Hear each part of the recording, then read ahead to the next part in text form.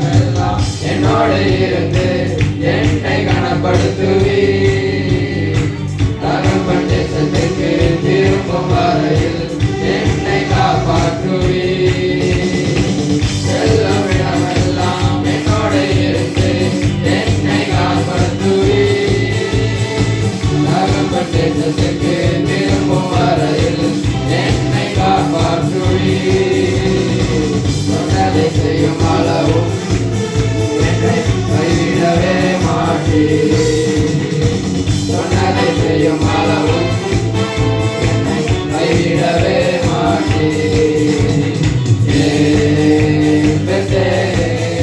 இது வானத்தின் வாசல். ஆசீர்வாதத்தின் வாசல்.